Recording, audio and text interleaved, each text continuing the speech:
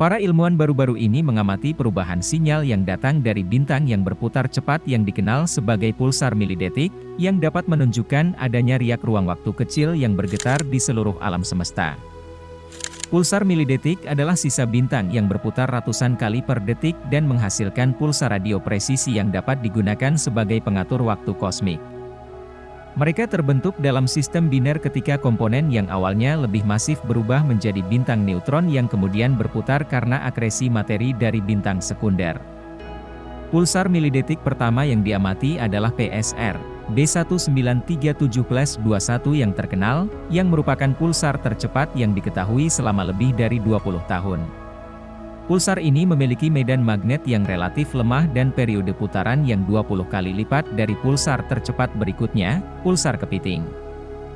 Menurut para ilmuwan, riak dalam ruang waktu, yang dikenal sebagai gelombang gravitasi, dapat mengubah sinyal-sinyal ini saat mereka bergerak melalui ruang.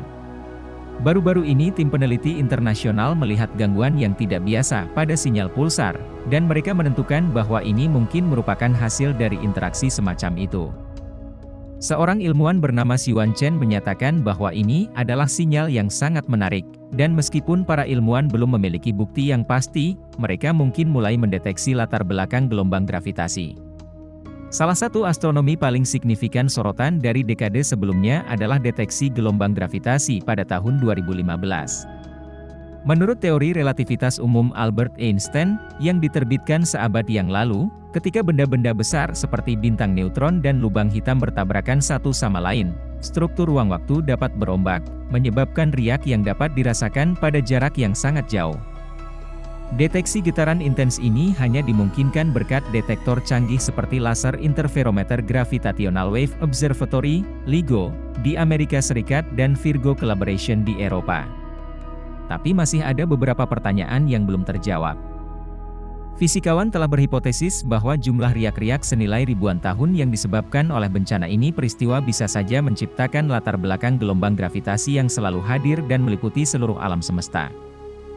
Latar belakang gelombang gravitasi belum terdeteksi. Pengamatan sinyal terputus dari pulsar milidetik bisa menjadi langkah pertama untuk menunjukkan keberadaan latar belakang ini. Pulsar milidetik, yang sangat padat dan hanya seukuran kota, menghasilkan sinyal radio dari kutubnya saat berputar. Frekuensi sinyal-sinyal ini sangat konsisten, dan bahkan dapat digunakan sebagai semacam jam galaksi, yang dapat digunakan untuk mengatur waktu peristiwa lain. Banyak astronom pulsar biasanya merujuk pada daur ulang pulsar sebagai pulsar milidetik. Ini karena kami saat ini percaya bahwa pulsar milidetik terbentuk dengan mendaur ulang pulsar yang sebelumnya mati melalui akresi materi. Hal ini menyebabkan pulsar berputar, sekaligus melemahkan medan magnetnya.